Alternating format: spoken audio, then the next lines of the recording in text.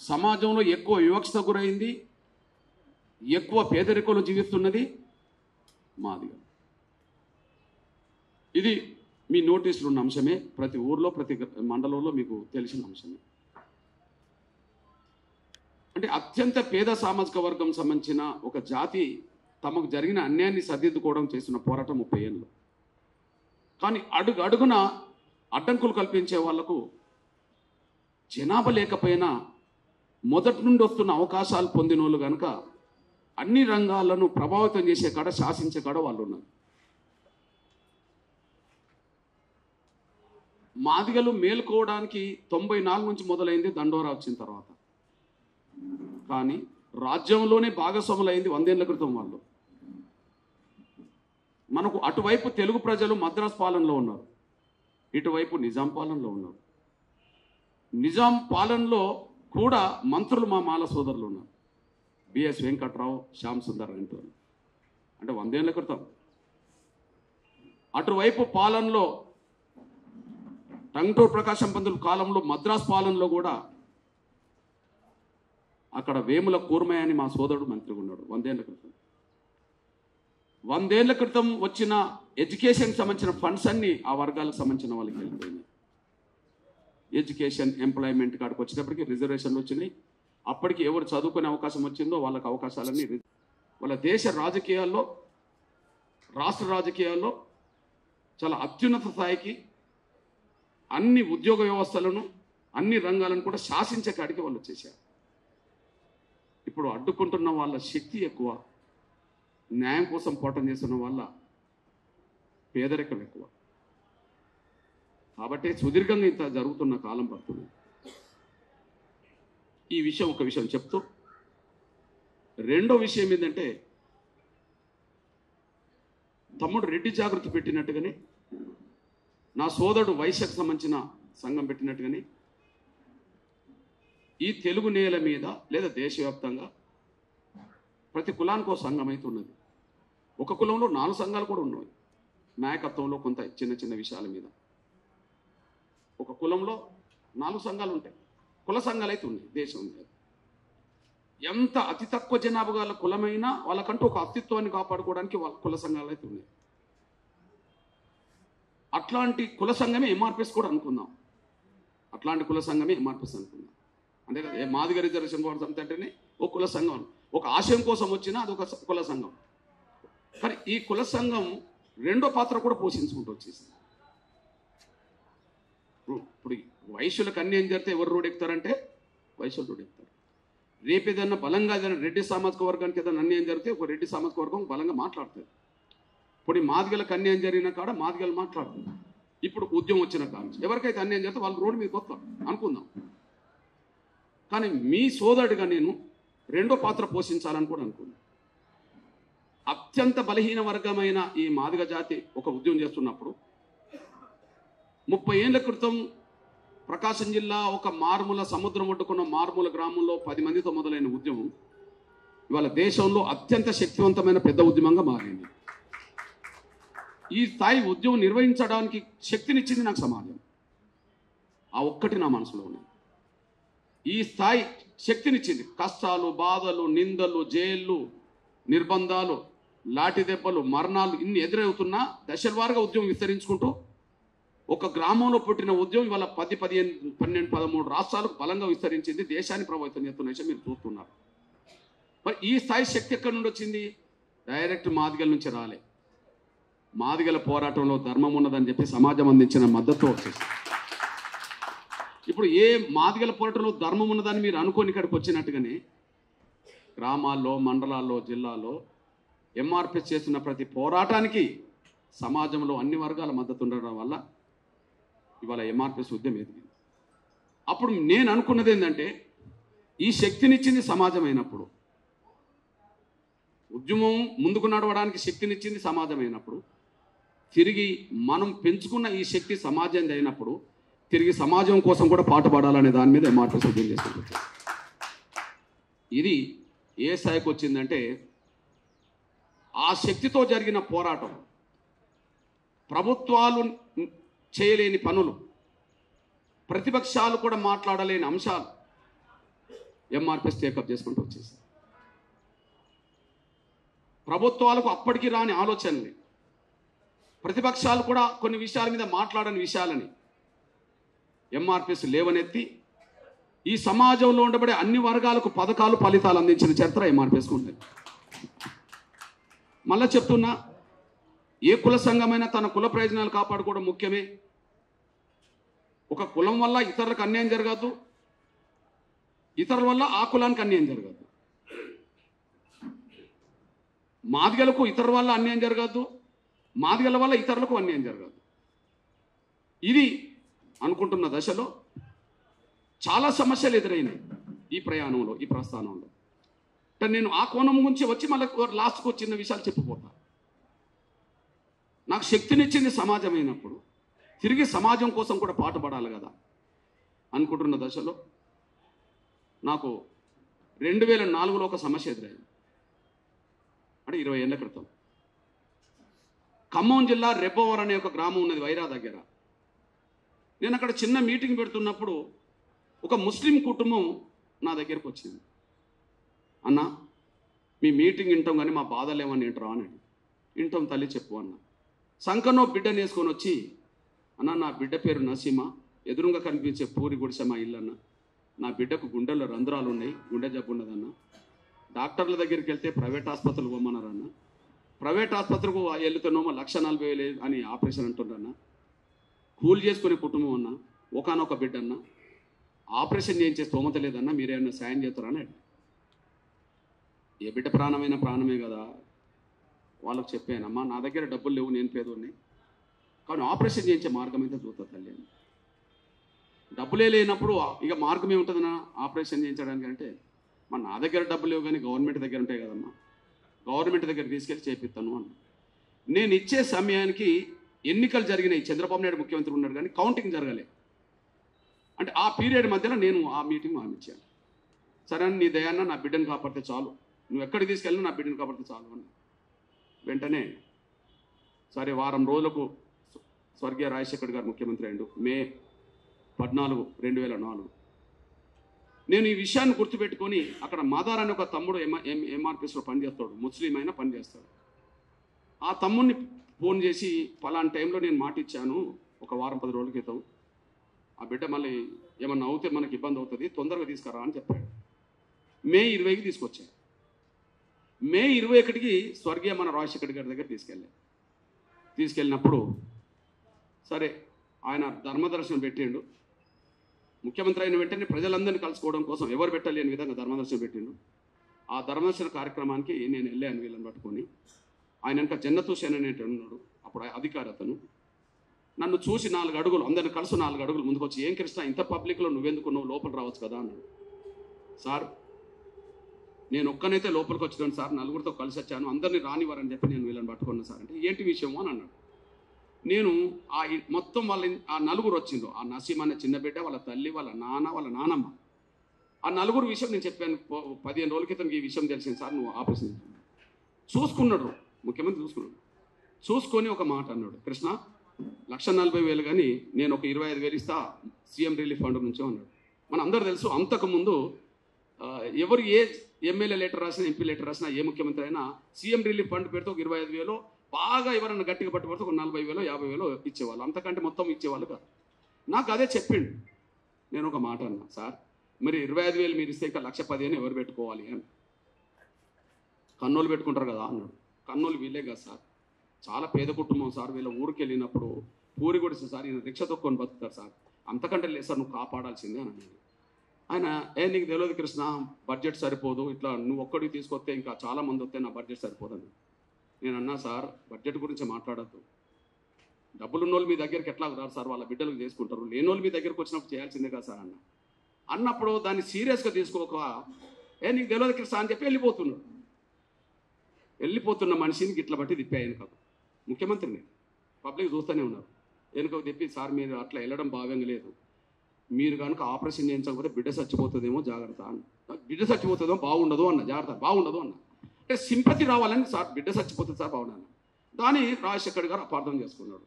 అపార్థం చేసుకొని, ఏమయ్యా ఒక ముఖ్యమంత్రి పట్టుకొని వెనుకకు తెప్పి బాగుండదని నాకే చెప్తున్నావు అని చెప్పి ఇక ఆయన కూడా కొంత గట్టివాడు కదా, నా దగ్గర ఒక మాట అన్నాడు. ఇగో ఇప్పుడు 25,000 ఇస్తాను కదా, 25 రూపాయలు కూడా ఇవ్వ, నువ్వేం చేసుకుంటావు అన్నాడు. ఇది మా ఇద్దరి మధ్య జరిగేసింది. మీరు ఇవ్వకపోతే ఉద్యోగం చేయాల్సి వస్తుంది అన్నాడు. చేసుకోపో అన్నాడు. మరి నేనేం చేయాలిగా? ఆ బిడ్డను కాపాడాలి. అప్పుడు నాకు పేపర్లో అప్పుడప్పుడు కనిపించేది, ఎవరన్నా గుండె జబ్బులున్న పిల్లలు వాళ్ళ తల్లిదండ్రులు ఎవరికన్నా విలేకరులకు చెప్తే ఫోటోలు వేసేవాళ్ళు ఆ రోజుల్లో. ఏది ఒక దాతలు ఎవరన్నా ముందుకు వస్తే మా బిడ్డను కాపాడని చెప్పి అవి నాకు పిక్చర్లకు వచ్చేసినాయి. అంటే దాతల దాని మీద బిడ్డల ప్రాణాలు ఆధారపడాలా, పెద్ద బిడ్డలు. దీని సంగతి ఏందో చూద్దామని చెప్పి వాళ్ళని తీసుకెళ్ళి అక్కడి నుంచి నేను గుండె జబ్బుతో బాధపడుతున్న పేద పిల్లలందరికీ ఉచిత ఆపరేషన్ జరగాలి కార్పొరేట్ ఆసుపత్రులు అని చెప్పి ఉద్యోగం మొదలుపెట్టాను. వీళ్ళందరూ గుండె జబ్బు పిల్లలే. ఓకే, ఆ రోజు ఏమైందంటే ట్యాంక్ బండ్ కాడ అంబేద్కర్ విగ్రహం, అంబేద్కర్ కమ్యూనిటీ హాల్ ఉన్నది కింద. ఆ కమ్యూనిటీ హాల్లో వేలాది మందితో మీటింగ్ పెట్టా. నేను ఎప్పుడు నా స్నేహితుడు కిషన్ రెడ్డి అనే విషయం మీకు తెలుసు, మొదటి నుంచి అందరితో నేను సంబంధాలు కలిగి ఉంటాను, అన్ని పట్ల సంబంధాలు ఉన్నాయి. కిషన్ రెడ్డి గారు, ఈటల రాజేందరు, అప్పుడు చంద్రశేఖర్ మంత్రి, డాక్టర్లు అందరిని పిలిచి వేలాది మంది పెట్టారు. గుండె జబ్బు పిల్లలందరికీ ఉచిత ఆపరేషన్లు ప్రైవేట్ ఆసుపత్రులు చేయించాలని మీటింగ్ పెట్టిన రోజే అదే గుండె జబ్బు అబ్బాయి చచ్చిపోయాడు అక్కడ. ఇది చూడండి, ఇది 2004 పిక్చర్. అంటే గుండె జబ్బు ఈ అబ్బాయి ఈటల రాజేందర్ నియోజకవర్గం సంబంధించిన శనిగరం గ్రామానికి సంబంధించిన వ్యక్తి, కమలాపురం మండలం. ఈ అబ్బాయికి చంద్రబాబు నాయుడు గారు గవర్నమెంట్ 25,000 ఇచ్చింది. కానీ మిగిలిన డబ్బు పెట్టుకోలేని పరిస్థితిలో ఉచిత ఆపరేషన్ల కోసం ఉద్యమం జరుగుతుంది కాబట్టి తండ్రి పట్టుకొని వచ్చేసాడు, తల్లి కూడా లేదు. ఇక అక్కడికి వచ్చి చనిపోయాడు. ఏం చేయాలి, ఇంకా లాభం లేదనుకొని చెప్పి ఈ డెడ్ బాడీని నేను కిషన్ రెడ్డి అన్నను ఇద్దరం కలిసి చేతులు పట్టుకొని మోస్తూ హైదరాబాద్ మొత్తం ట్యాంక్ బండ్ ప్రదర్శన చేసి ట్యాంక్ బండ్ కాడ కూర్చొని ఈ రోజు వచ్చిన పిల్లలందరికీ ఉచిత ఆపరేషన్ చేయాల్సిందే అని చెప్పి పేద ఉద్యమంగా మారింది. అది 2004 ఆగస్టు 7. అప్పుడు రాజశేఖర్ గారు ఢిల్లీలో ఉన్నాడు. ఉద్యోగ బాధ్యతతో ధర్నా అని నాకు ఫోన్ చేసిండు. మళ్ళీ నా దగ్గర విలేకరులు ఉన్నారు, రోడ్డు మీద ధర్నా, పిల్లలందరూ ట్యాంక్ బండ్ రోడ్డు మీదనే కూర్చున్నారు, వాళ్ళ తల్లిదండ్రులు కూర్చున్నారు. ఆపరేషన్ చేయకపోతే మేము హుస్సేన్ సాగర్ చేస్తామని వీళ్ళు రోడ్డు మీద కూర్చున్నారు. అట డెడ్ బాడీ ట్యాంక్ బండ్ కాడ పెట్టుకొని కూర్చున్నాం. చూడండి, అంతిమంగా రాజశేఖర్ గారు ఫోన్ చేసిండు. ఏం కృష్ణ కొత్త డ్రామా మొదలు పెట్టినావా అన్నాడు నన్ను. ఆయన ఢిల్లీలో ఉన్నాడు, ఇక్కడ లేడు. నేను డ్రామా కాదు ఉద్యోగం కాదు సార్ నేను అన్నా. ఉద్యోగం కదా సార్ అన్నాను. ఏం ఉద్యమమే నీ ఉద్యమం? 1000 మంది పిల్లల్ని రోడ్డు మీద తీసుకొచ్చి ఇప్పటికిప్పుడు ఆపరేషన్ చేయమన్నా మేడ మీద కత్తి పెడితే ఎట్లా చేయించాలి అని అన్నాడు. సార్ ఇప్పుడు వచ్చిన మాట నిజమే, ఇంతమంది కానీ 2.5 నెలల క్రితం ఒక నసీమనే తీసుకొచ్చాను కదా, మరి ఆ ఒక్క బిడ్డకి ఎందుకు చేయించలేదు అన్నా నేను. అన్నప్పుడు నన్ను బెదిరిస్తున్నావా అన్నాడు. సార్ నిన్ను బెదిరించేంత నాయకున్నా సార్, ఆనాడైనా ఈనాడైనా బిడ్డ ప్రాణం కాపాడాలని ఆనాడు, బిడ్డల ప్రాణం కాపాడాలని ఈనాడు అన్న సార్. ఇప్పుడు మీరు ఆలస్యం చేస్తే చాలామంది పిల్లలు చచ్చిపోతారు సార్ అని నేను అంటే ఇక కొద్దిగా నన్ను బెదిరించాడు. నా సంగతి నీకు తెలియదు, నీ సంగతి నాకు తెలుసు, ఇదంతా బెదిరించాడు. కానీ ఇక నువ్వెన్నన్నా బెదిరించు సార్, ఈ పిల్లలందరికీ ఉచిత ఆపరేషన్ జరిగేంత వరకు మాత్రం నేను రూడ్ దిగిపోను సార్ అని నేను అన్న. ఫోన్ కట్ చేసిండు. ఇగో ఉద్యోగ బాధ్యతతో ధర్నానా కృష్ణమాదిగ మీద వైఎస్ ఆగ్రహం, ఇది ఢిల్లీ నుంచి వచ్చిన న్యూస్. అంటే నాతో మాట్లాడిండు కదా. ఇగో రాజశేఖర్ గారు నన్ను బెదిరించిండు అని చెప్పి నేను ఇక్కడ మాట్లాడిన విషయం సీఎం అదే రోజు. కానీ ఆయన మళ్ళీ పెద్ద మనసు చేసుకొని మళ్ళీ 6:30కు 11 గంటలకు మొదలైన ధర్నా 6:30కు ట్యాంక్ బండ్ కాడ ఎట్లుంటుందో చూడండి. వెంటనే రాజశేఖర్ గారు ఈ రోజు వచ్చిన పిల్లలందరికీ ఉచిత ఆపరేషన్ చేయడానికి ఒక ప్రత్యేకమైన పథకం తీసుకొస్తా అని చెప్పడం అప్పటి నుంచే మొదలైపోయింది. అదే ఆరోగ్య బీమా, అదే ఆరోగ్యశ్రీ. నల్గొండ గదరనా అవునా అనా. ఇది మీ సోదరుడిగా ఇవాళ మనందరికీ తెలుసు, ప్రపంచంలో కార్పొరేట్ ఆసుపత్రులు ఉన్నాయి. డబ్బులు ఉన్న వాళ్ళు ఒక ఆసుపత్రికి వెళ్తారు, డబ్బులు లేని వాళ్ళు గవర్నమెంట్ ఆసుపత్రికి వెళ్తారు. ఇప్పుడు తమ్ముడు రెడ్డి జాగృతి పేద రెడ్ల కోసం పోరాటం చేస్తున్నాడు అనుకుందాం. మరి పేద రెడ్లకు ఏదన్నా అనారోగ్య సమస్య తీవ్రమైంది వస్తే ఎక్కడికి పోతారు? కార్పొరేట్ ఆసుపత్రికి పోరు కదా, ఎక్కడికి పోతారు? ప్రభుత్వ ఆసుపత్రికి పోతారు కదా. కానీ వాళ్ళ పేద రెడ్లే కాదు, పేదలందరూ కలిసి కార్పొరేట్ ఆసుపత్రికి వెళ్ళే పరిస్థితి మాత్రం ఆరోగ్యశ్రీ పడుతున్నారు.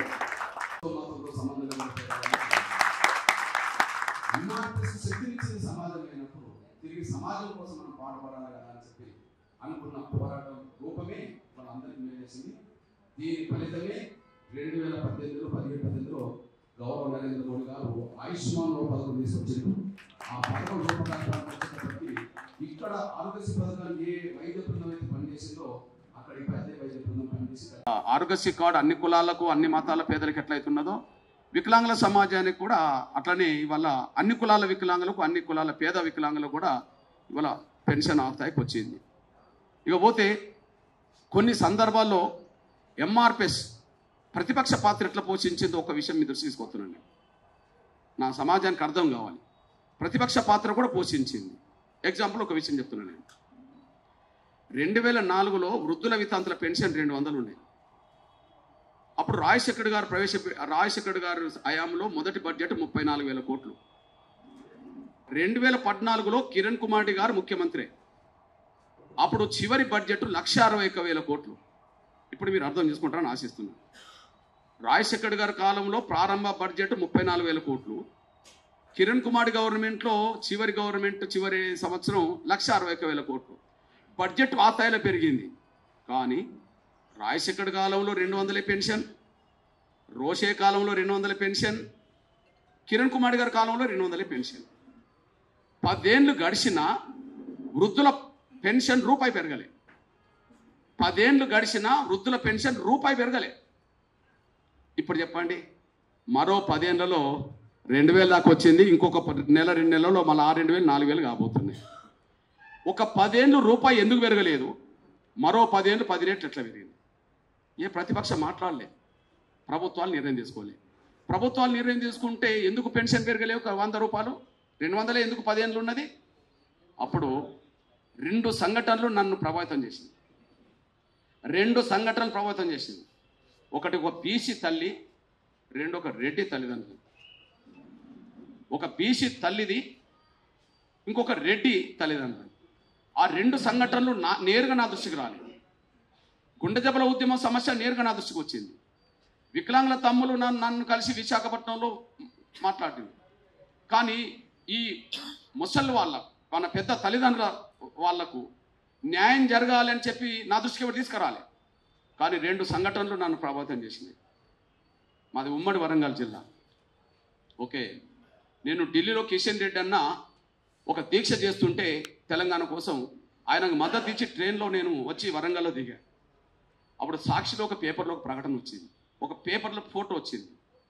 ఒక కన్న తల్లిని ఇంట్లో భారం అనుకొని కన్న కూతురు ఇంట్లో నుండి తీసుకెళ్ళి మహబాద్ దగ్గర గుండ్రాతి మాడు ఇంట్లో నుండి తీసుకెళ్ళి నర్సంపేట బస్టాండ్లో వదిలేసి వచ్చేసింది. తల్లినే, మగపిల్ల లేరు ఆమెకు, భర్త లేడు, ఆడపిల్ల, ఆమెను సాధలేక తీసుకెళ్ళి వేసేసింది. పేపర్లో సాక్షులు వచ్చింది, భారమైన పేగుబంధం కన్న తల్లినే బస్టాండ్లో వదిలేసిన కూతురు అని చెప్పి. ఎట్లుంటుంది కన్న తల్లిని అట్లా అయితే?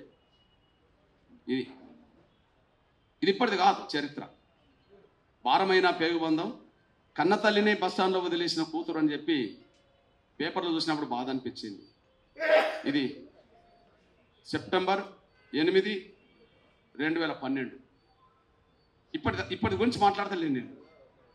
20 ఏళ్ల క్రితం గుండె జబ్బుల గురించి మాట్లాడాను. 14 ఏళ్ల క్రితం 17 ఏళ్ల క్రితం వికలాంగుల గురించి మాట్లాడాను. ఇది 2012 అంటే 13 ఏళ్ల క్రితం. ఇది వచ్చిన తర్వాత మళ్ళీ మన వరంగల్ జిల్లా చిట్యాల్లో ఇంకో పేపర్ వచ్చింది. అది కూడా న్యూస్ ఏంటంటే సాక్షిలోనే వచ్చింది. 30 సెప్టెంబర్, మళ్ళా ఇది 12 సెప్టెంబర్, ఇది 8 సెప్టెంబర్, మళ్ళీ వరంగల్దే మళ్ళా 30 సెప్టెంబర్ మళ్ళా చిట్యాలది వచ్చేసింది. అందులో ఏమున్నదో చూడండి. పువ్వ కరువై బతుకు బరువై పండుటాకల ఆత్మహత్య, పోషించే దిక్కులేక అగత్యం. వీళ్ళెవరు? 80 సంవత్సరాల్లో రాజిరెడ్డి, 70 సంవత్సరాల్లో వెంకట నరసమ్మ. 80 సంవత్సరాల్లో రాజిరెడ్డి, 70 సంవత్సరాల్లో వెంకట నరసమ్మ. వీరు పురుగుల మందు పోసుకొని చచ్చిపోయారు. ఆ వయసులో ఆత్మహత్యలు చేసుకునే పరిస్థితి ఎందుకు వచ్చింది? మొదటి సంఘటన చూసి బాధ అనిపించింది బస్ స్టాండ్. ఈ సంఘటన చూసిన తర్వాత ఓహో ఏదో పాత్ర పోషించాలని చెప్పి అనుకోవాల్సి వచ్చేసింది. పోషించుకోకపోయినా కనీసం ఈ 200 పెన్షన్ ఒక 1000 రూపాయలు పెరిగితే ఎవరు సాధకపోయినా ఆ 1000 రూపాయలను ఆసర చేసుకొని బతుకుతారని చెప్పి 1000 రూపాయల పెన్షన్ వృద్ధుల వితంతులకు జరగాలని పెంచారని చెప్పి పోరాటం మొదలుపెట్టారు. సెప్టెంబర్లో మొదలుపెట్టిన పోరాటం 6 నెలలు, అక్టోబర్, నవంబర్, డిసెంబర్ జనవరి, ఫిబ్రవరి, మార్చ్, ఏప్రిల్ 7 నెలలు మొత్తం రాష్ట్రం అంతా తిరిగా, ఉమ్మడి రాష్ట్రం. పెన్షన్ పెరగాలని చేసి గ్రౌండ్ సరిపోదని చెప్పిగా నేను ఉప్పల్ దగ్గర మెట్రో కోసం కొన్ని ఖాళీ స్థలాలు పెట్టిండ్రు. మెట్రో అవతల 100 ఎకరాల ఖాళీ స్థలం ఉన్నది. ఆడ ఖాళీ స్థలంలో 10 లక్షల మందితో మీటింగ్ పెట్టిన. ఆ మీటింగ్ వేదిక మీదకి అతిరథ మహారాజులు పిలిచా. ఏప్రిల్ 28, 2013 ఎన్నికలకు ముందు అతిరథ మహారాజులు పిలిచా. చంద్రబాబు వచ్చిండు, కేసీఆర్ దగ్గరికి పోయి ఆహ్వానించా. కేసీఆర్ రాకపోతే ఈటల రాజేందర్ పంపిండు. అదే సమయంలో కిషన్ రెడ్డి అంటే ఎప్పుడు నా ప్రతి ఉద్యమంలో కిషన్ రెడ్డి అని నా పక్క ఉంటాడు. సిపిఐ, సిపిఎం అన్ని కాంగ్రెస్ అందరూ వచ్చారు. సర్వే సత్యనారాయణ కేంద్ర మంత్రి అప్పుడు అందరూ వచ్చేసారు. వేదిక ముందు 10 లక్షల మంది, వేదిక మీద మేము ఉన్నాం. నా పక్క చంద్రబాబు నాయుడు ఉన్నాడు. చంద్రబాబు నాయుడు గారు పాదయాత్ర ముగించుకొని వచ్చిండు. ఏప్రిల్ 27 విశాఖలో ముగించింది. 20 డైరెక్ట్ మీటింగ్కి వచ్చేసారు. ఆ మీటింగ్ అన్ని లక్షల మందిని చూసి చంద్రబాబు నాయుడు ఒక మాట అన్నాడు, కృష్ణ ఇన్ని లక్షల మందిని ఎలా సమీకరించావు అన్నాడు.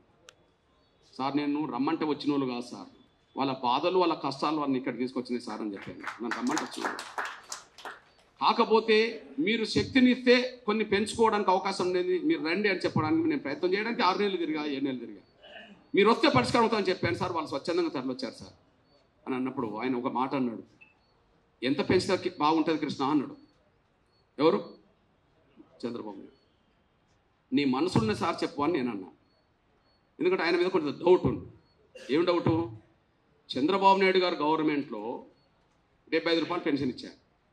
కానీ అంతకుముందు 50 రూపాయల పెన్షన్ ఎన్టీ రామారావు వరకు వచ్చేసింది. ఎన్టీ రామారావు 50 రూపాయలు ఇచ్చిన తర్వాత చంద్రబాబు నాయుడు ఎంత పెంచితే 75 అయింది? 25. 9 ఏళ్ల పరిపాలనలో పెంచింది 25. ఇక మన ముఖ్యమంత్రిగా పనిచేసిన రాజశేఖర్ గారి గురించి కూడా మాట్లాడాలి. ఆయన 200 ఇచ్చాడు కదా. కానీ 2004 మేనిఫెస్టోలో ఒకటి ఉంటుంది, టీడీపీ ప్రభుత్వం 75 రూపాయలు పెన్షన్ ఇస్తుంది, కాంగ్రెస్ అధికారంకి వస్తే దానికి 150 కలిపి 225 ఇస్తామని ఉన్నదంట. ఇవ్వాల్సింది ఎంత? 225. మరి ఇస్తున్నది ఎంత? 200. ఎగ్గొట్టింది ఎంత? 20. అంటే చంద్రబాబు నాయుడు గారికి రాజశేఖర్ గారికి 25 రూపాయల సంబంధం ఉంది. ఒక ఆయన 9 ఏళ్ళు పరిపాలించి 25 పెంచుతాడు, కాంగ్రెస్ సొమ్ము 10 ఏళ్ళు పరిపాలించి 25 రూపాయలు ఇవ్వాలి. ఇది కథ. అంటే పేదల పట్ల ప్రభుత్వాలు ఏ స్థాయిలో ఉంటాయంటే పేదరికం లేని వాళ్ళు పరిపాలిత గట్లనే ఉంటాయనడానికి ఒక సాక్ష్యం జరిగింది. అప్పుడు నేను నీ మనసులో చెప్తారన్న చంద్రబాబు నా పక్కనే ఉంటే, కృష్ణ 700 పెంచుదాం కృష్ణ అని.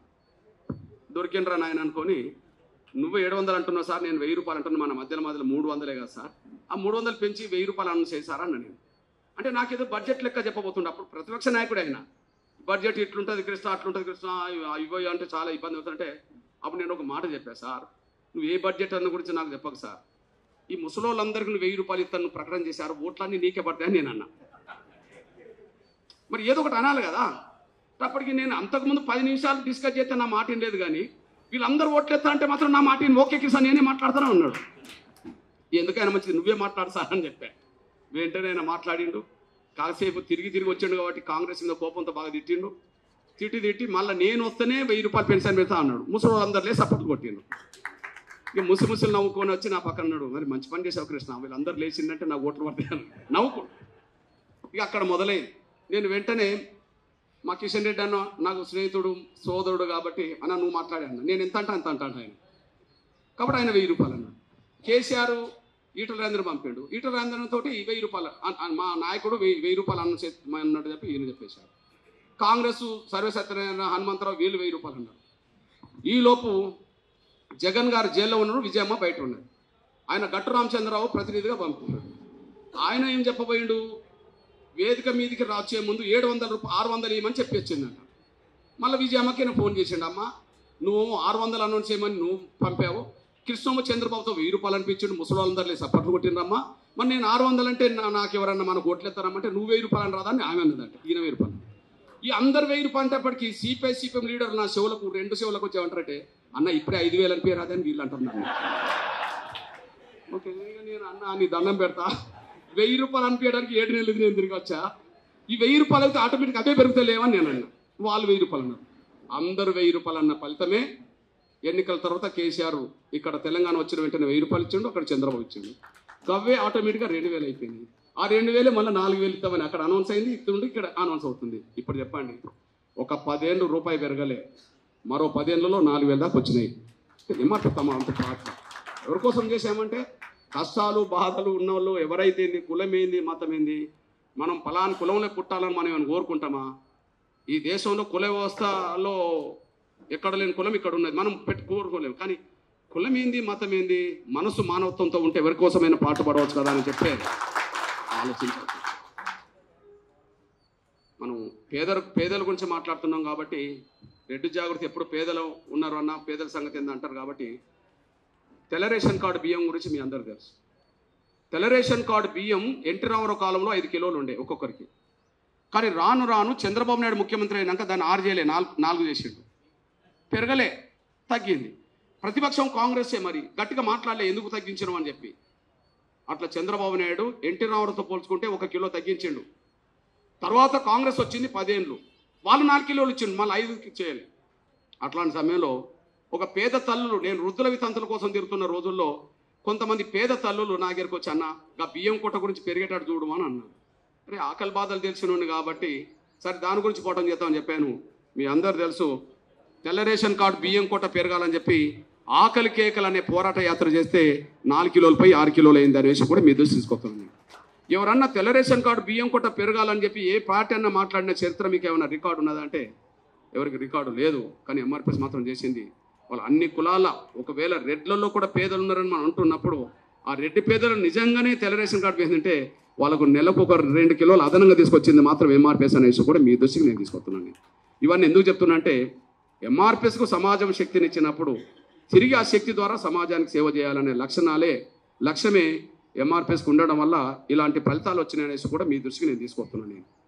ఈ నేపథ్యంలో మీ సోదరుగా చెప్తాను, మహిళల మీద అత్యాచారాలు జరిగినాయి అనుకోండి, చాలా భావోద్రేకానికి గురి చేసిన అంశం ప్రియాంక రెడ్డి అంశం.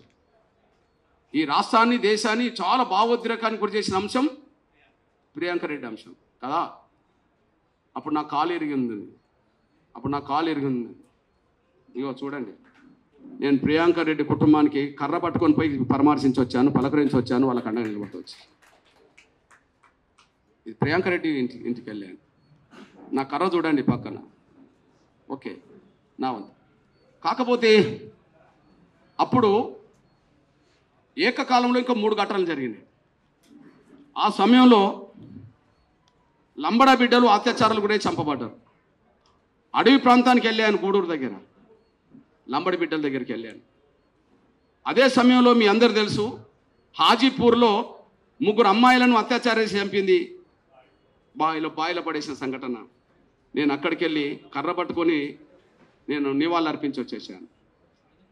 అదే సమయంలో వరంగల్లో మానస యాదవ్, మన ప్రియాంక రెడ్డి కంటే ముందు మానస యాదవ్ అక్కడ చంపబడ్డది. నేను అక్కడ కూడా వెళ్ళి మానస యాదవ్ కుటుంబాన్ని నేను పరామర్శించి వచ్చేసాను. ఆదిలాబాద్ అడవుల్లో టేకులక్ష్మి అనే అమ్మాయి, బుడగజంగాల అమ్మాయి ఆదిలాబాద్ అడవుల్లో చంపబడితే నేను కర్ర పట్టుకొని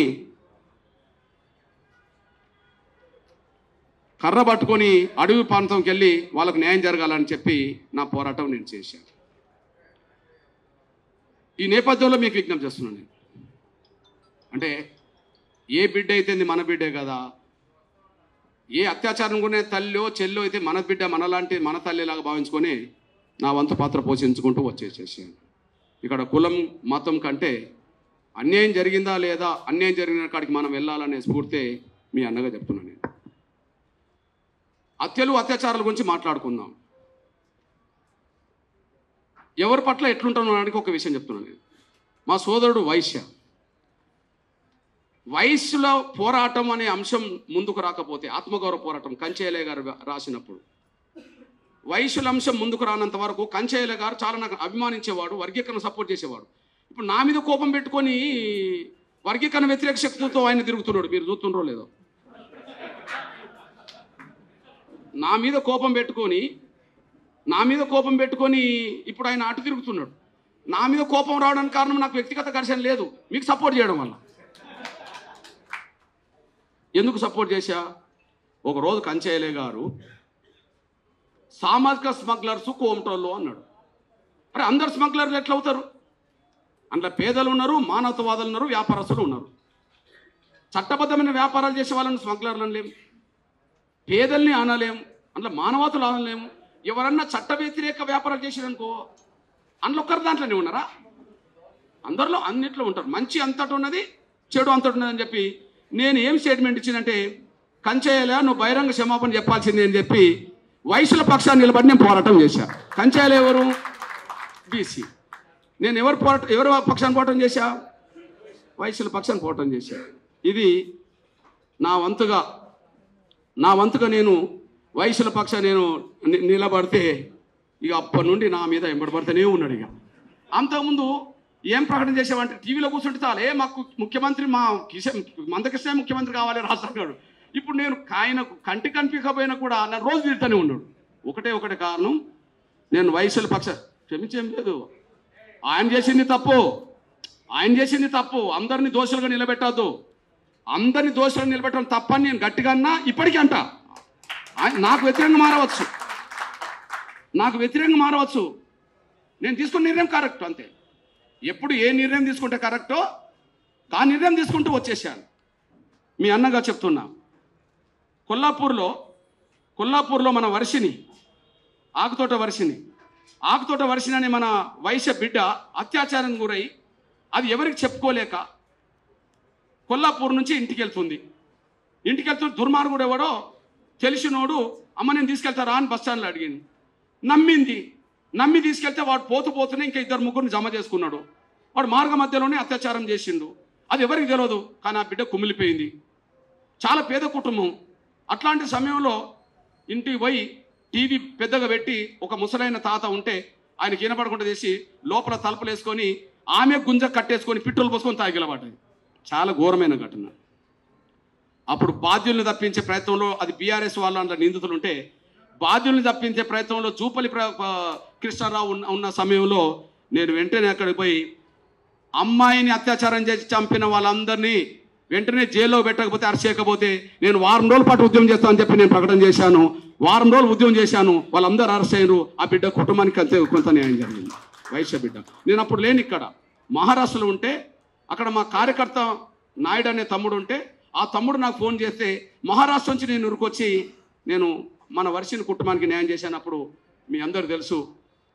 ఆ తర్వాత ఒకరోజు వైశ్యులందరూ ఆయనకు దూరం అవుతుందని చెప్పి కొల్లాపూర్లో మీటింగ్ పెట్టిండు.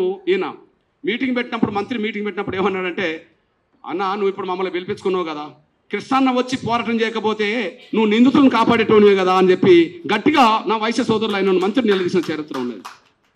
అన్యాయం ఎవరికి జరిగితే వాళ్ళ పక్షాన ఉండడం అనేది నేను బాధ్యతగానే పెట్టుకున్నానే తప్ప, ఈ పరిస్థితి వస్తుంది ఇంతమంది మనం కలుసుకుంటామని చెప్పి ఎప్పుడు 20 ఏళ్ల క్రితం అనుకున్నామా ఇప్పుడు అనుకున్నామా అనే విషయం మీ దృష్టికి నేను తీసుకొస్తున్నాను.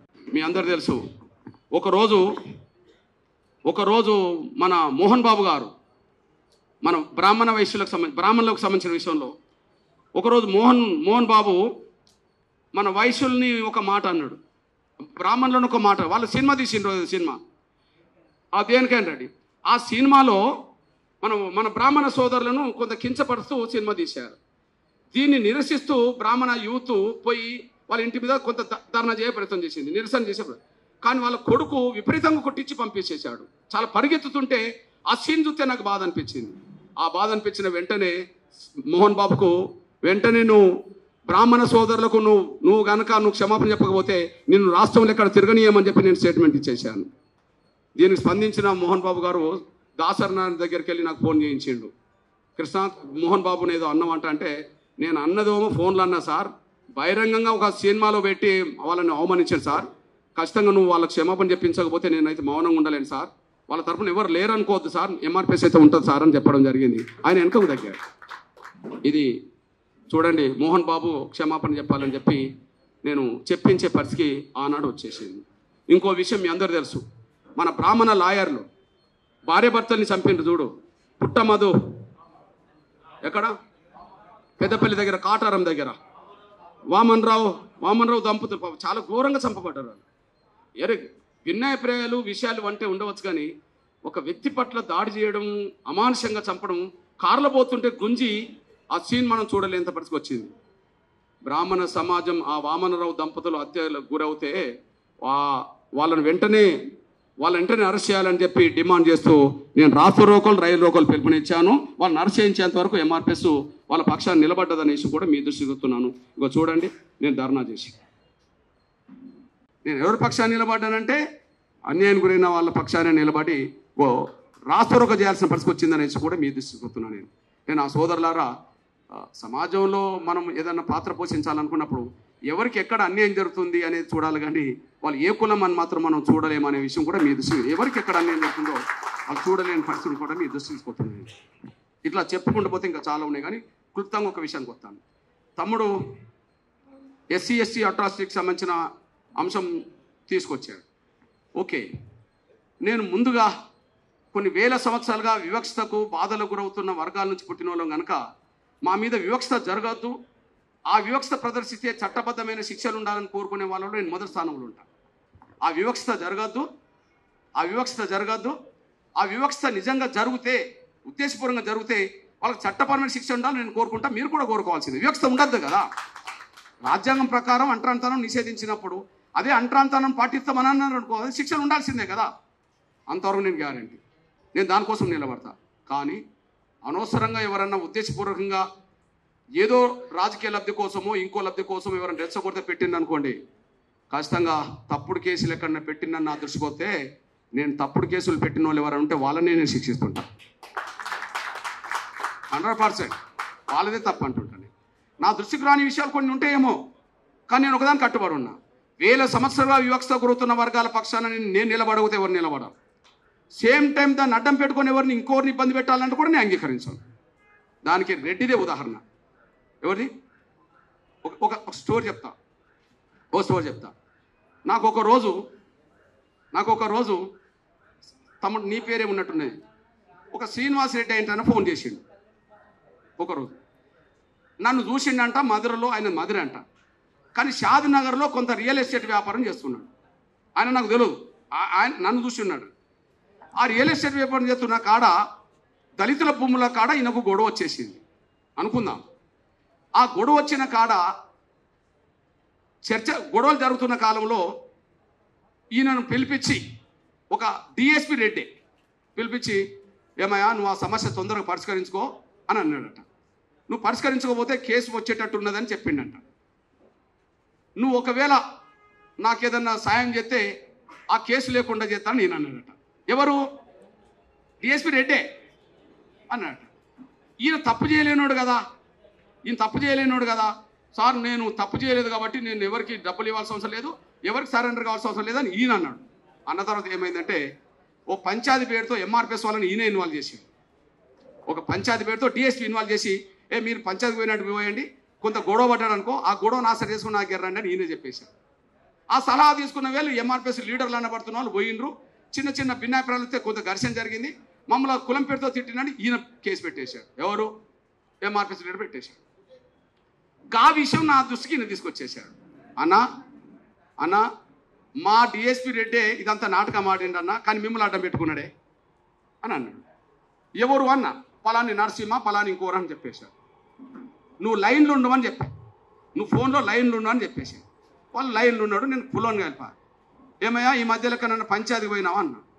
పోలేదు అన్నాడు. లేదు పలాని రియల్ ఎస్టేట్ వ్యాపారి రెడ్డి గురించి నీకేమైనా తెలుసా అన్నాడు. తెలుసు అన్న, ఆ పంచాయతీలో పోతే మమ్మల్ని ఒక మాట అన్నాడు, ఆ మాట అన్నప్పుడు కేసు పెట్టి అన్నాడు. సార్ నువ్వెందుకు పోయినావు అని అన్నాడు. మనోళ్ళని పోయినావా ఇంకెవరైనా పంపితే పోయినావా అంటే, నువ్వు కరెక్ట్ చెప్పకపోతే నా దగ్గర ఇన్ఫర్మేషన్ ఉన్నది, నువ్వు కరెక్ట్ చెప్పకపోతే నిన్ను ఎంఆర్పిఎస్లో తొలగించాల్సి వస్తుంది అన్న. డిఎస్పీ రెడ్డి నన్ను పంచాయతీ పంపిండు అన్న, ఎట్లా ఘర్షణ జరుగుతుంది, నువ్వు రావాయా నా దగ్గరికి అని చెప్పిండు అన్న. నాకు అంతగా ఏం తెలియదు, మా మధ్యలో చిన్న భిన్నాభిప్రాయాలు వస్తే ఇది ఎంత పెట్టిందని చెప్పాను. నేను వెంటనే చెప్పాను, ఫోన్లు ఇంటనే ఉన్నాడు ఈయన, నువ్వు పోయి వెంటనే కేసు ఉపసంహరించుకో, లేకపోతే నేను ఎంఆర్పిఎస్ నుంచి సస్పెండ్ చేస్తాను అని అన్నాడు. నేను పోతానని అన్నాడు. ఈ వార్త వెంటనే ఎవరికి తెలిసింది? డిఎస్పీ తెలిసింది. మనోడు పోకముందే మనోని అరెస్ట్కు తీసుకెళ్ళాడు. మనోడు స్టేషన్కి వెళ్ళిండు, ఈ డిఎస్పీ మార్గ మధ్య నేను పట్టుకున్నాడు, జీపులు ఎక్కించుకొని వాహనం ఎక్కించుకొని పోతూనే ఉన్నాడు. ఆ వాహనం ఎక్కించిపోతున్న రెడ్డి నాకు ఫోన్ చేసిండు, అన్న నువ్వు నీ దృష్టికి వచ్చిన వెంటనే మీ ఊరిని పంపించినవన్నా, పంపించింది వాస్తవే, అక్కడ పోయి కూర్చున్నాడన్నా విత్డ్రా చేసుకోవడానికి, కానీ మా వాడే డబ్బులు ఇవ్వాలని చెప్పి ఒత్తిడి తీసుకొచ్చి నన్ను లోపలికి పంపుతున్నాడని అన్నాడు. కానీ కారణాలు ఏమైనా కేసు మీదనే పంపాడు కాబట్టి అని చెప్పి ఆయనను ఇప్పటికీ బహిష్కరణ చేశా. ఎంఆర్పిఎస్లో ఇప్పటికీ లేడు. ఎవరు లేడు. ఓపెన్గా షాద్నగర్ వెళ్ళి బహిష్కరించి వచ్చాను నేను. ఓపెన్గా షాద్నగర్ వెళ్ళి బహిష్కరించి వచ్చాను నేను. ఒకరోజు సంఘటన జరిగింది, ఆయనను మీడియా ముందు పిలిపించాను నేను. ఒకరోజు సంఘటన జరిగింది మీడియా ముందు. ఎప్పుడు పిలిపించాను తెలుసా? మన ఎరకల అమ్మాయి ఒక 100 మంది మీద కేసులు పెట్టింది చూడు, బాగా సంచలనమైన కేసు. ఓకే, మన ఎరకల అమ్మాయి 100 మంది మీద, అది యాంకర్స్ మీద, వాళ్ళ మీద, వీళ్ళ మీద 100 మంది పైగా మీద నన్ను అట్లా ఉపయోగించుకున్నారు, ఇది చేసిండ్రు, అది చేసాను, 100 మంది పైగా. ఈ కేసు డీల్ చేయాలంటే డీజీపీకి వాళ్ళకి ఇబ్బందిగా మారింది. కేసు మొత్తం లేదంటేనో ఒక తీరు, ఉన్నదంటేనో చాలామంది పోతాను. ఎట్లా డీల్ చేయాలో తెలియని పరిస్థితి నెట్టబడేది సమాజం ముందు. నేను అక్కడికి వెళ్ళే వాళ్ళ ఇంటికి, అర్ధరాత్రి ఆ ఎరకలమ్మ ఇంటికి అక్కడికి వెళ్ళి 4 రవి వాళ్ళ సంఘ లీడర్ని తీసుకెళ్ళి, సంఘాలన్నీ పరామర్శించి వస్తున్నాయి, తీసుకెళ్ళి నేను అన్నా, అమ్మా మీ తండ్రి లాంటివాడిని నేను, మీ అన్న లాంటివాడిని నేను, నా మీద చేయి పెట్టి ప్రమాణం చేయి తల్లి అన్న. నేను నిజంగా నీకు అన్యాయం జరిగితే నీ వైపు నిలబడతా, కానీ అనవసరంగా మన కేసు వల్ల ఇతరు బలి కావద్దమ్మా. నువ్వు కేసు నిజంగా పెట్టుమానంటే నేను పెట్టిస్తా, జరిగిందా లేదా నా తల మీద చేసి పెట్టి, నీ తండ్రి సమానుని నేను, నీ తండ్రి సమాను నేను, నువ్వు చెప్పుతాలి అంటే అటు ఇటు చూసేమంటే, అన్న నేను ఏం లేకపోయినా సంచలనం కోసం పెట్టినా అని చెప్పేసింది. ఇక్కడికి తీసుకొచ్చినా లేదా, తెల్లారి తీసుకొచ్చి ప్రెస్ మీట్ పెట్టి ఇచ్చానా లేదా, 100 మందికి పైగా ఉండబడే కేసు ఒకటే రోజు రద్దు అయిపోయింది. ఇప్పుడు చెప్పండి, నేను మళ్ళీ చెప్తున్నా, కొన్ని వేల సంవత్సరాలుగా అంటరాంతనానికి వివక్షత గురైన వర్గాలు పుట్టిన వాళ్ళము ఆ వివక్షత బాధ ఉండద్దని మేము కోరుకుంటాం. ఏదన్నా దాన్ని అడ్డం పెట్టుకుని ఎక్కడన్నా అట్లాంటివి జరిగితే దాన్ని తప్పని కూడా చెప్తాం. ఇంతవరకు నేను నా బాధ్యత తీసుకుంటానని కూడా మీ దృష్టికి నేను తీసుకొస్తున్నాను. ఈ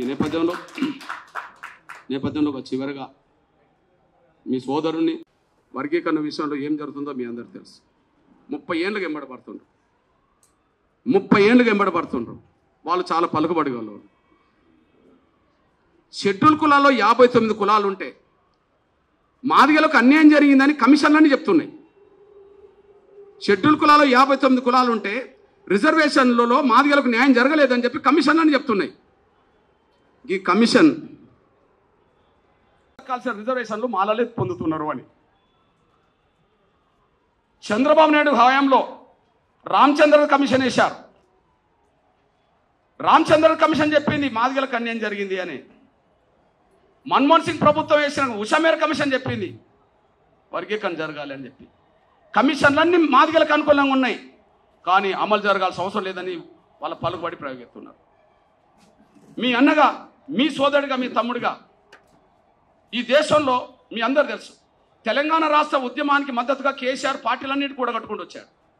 నేను కూడా ఎస్సీ వర్గీకరణకు మద్దతుగా అందరినీ కూడా కట్టే ప్రయత్నం చేశాను. అన్ని పార్టీలు ఇక్కడి నుంచి దేశం వరకు. నేను 29 ఏళ్ల క్రితం,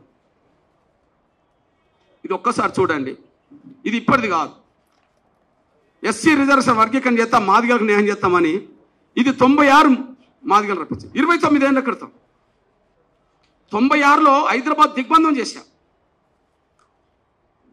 శాంతియుతంగా హైదరాబాద్ నగరం దిగ్బంధం చేసి, ఇది 96.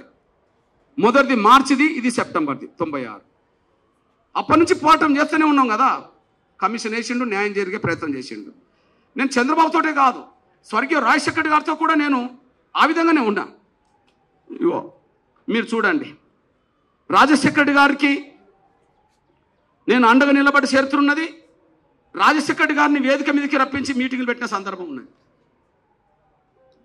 లక్షల మందితో నేను మీటింగ్ పెట్టాను. నేను చంద్రబాబు నాయుడు ఇంటికాడ నుంచి 97లో పాదయాత్ర మొదలుపెట్టిన. చంద్రబాబు నాయుడు గారి ఇంటికాడ నుంచి 97లో నేను పాదయాత్ర మొదలుపెట్టిన ముఖ్యమంత్రిగా ఉన్నప్పుడు. మొదటి పాదయాత్ర తెలుగు నేల మీద ఎంఆర్పిఎస్దే. అట్లనే రాజశేఖర్ గారి దగ్గర ఉద్యమం జరిగే సమయంలో రాజశేఖర్ గారు ప్రభుత్వంతో ఉద్యమం జరిగే సమయంలో ముందుగా నేను రాజశేఖర్ గారి తల్లి ఆశీస్సు తీసుకొని నేను ముందుకు వచ్చి విజయమ్మ, చంద్రబాబు నాయుడు గారి తల్లి పేరేమో అమ్మ అండాలమ్మ, ఇగో విజయమ్మ. నేను అందరి దగ్గరికి వెళ్ళి ఆశీర్వాదం తీసుకునే ప్రయత్నమే నేను చేశాను. ఆయన అనుకున్నాడు. నేను రాజశేఖర్ గారే కాదు, మీరు చూడండి, సోనియా గాంధీ దగ్గర 10 సార్లు తిరిగా నేను. రాహుల్ గాంధీని చూడండి, వర్గీకరణ చేపిస్తా కృష్ణ అంటే రాహుల్ గాంధీతో కలిసి నేను ఎన్నికల ప్రచారంలో పాల్గొన్నా. ఆనాడు మన్మోహన్ సింగ్ దగ్గరికి వెళ్ళా, ఈనాడు నరేంద్ర మోడీ గారి దగ్గరికి వెళ్ళా. ఆనాడు మన్మోహన్ సింగ్ దగ్గరికి వెళ్ళా, ఎవరు ప్రభుత్వం ఉంటే నేను వాళ్ళ దగ్గరికి వెళ్ళి వర్గీకరణ న్యాయం అనే పద్ధతిలో ఆనాడు మన్మోహన్ సింగ్ దగ్గరికి వెళ్ళిన రికార్డు ఉంటుంది. మీ అందరూ తెలుసు, గౌరవ ప్రధానమంత్రి నరేంద్ర మోడీ గారు కూడా వర్గీకరణకు అనుకూలంగా ముందుకొచ్చిన చరిత్ర మీ అందరికి, ఇదంతా రికార్డ్ అంతా మీ అందరికి తెలుసు. నేను ఏ పార్టీ కాదు బ్రదర్, కానీ నేను అన్ని పార్టీల చుట్టూ తిరిగా. నేను ఏ పార్టీ కాదు, నా కండు ఎప్పుడు మారలే. నాకు 90లో చంద్రబాబు ఎంపీ టికెట్ ఇచ్చిండు, నేను తీసుకోలే. పెద్దపల్లి 99లో నాకు రాజ్యసభ ఇచ్చిండు, నేను తీసుకోలే. ఆకార సుదర్శన్ ఇంటికి ఇప్పించా. 98లో నేను సుగుణ కుమార్ అనే ఇంటికి ఇప్పించి వెంకటస్వామిని అప్పుడు ఓడించే ప్రయత్నం చేశాను. 2007లో నాకు రాజశేఖర్ గారు ఎమ్మెల్సీ ఇచ్చిండు, నేను వద్దనుకున్నా. 2009లో వరంగల్ పార్లమెంట్ సీట్ నాకు ఇస్తా అన్నారు, నేను వద్దనుకున్నా. 2012-13లో జగన్మోహన్ గారు నాకు రాజ్యసభ ఇస్తా అన్నాడు, నేను వద్దనుకున్నా. ఈ మొన్న జరిగిన 2024 ఎన్నికల్లో వరంగల్ పార్లమెంట్ సీట్ నాకు ఇస్తారని చెప్పి ప్రచారం పేపర్ల టీవీలో జరిగింది, నేను వద్దనుకున్నా. ఎందుకంటే వర్గీకరణ సాధిస్తే 100 తరాలకు నేను భవిష్యత్తు ఇచ్చిన అవుతాను.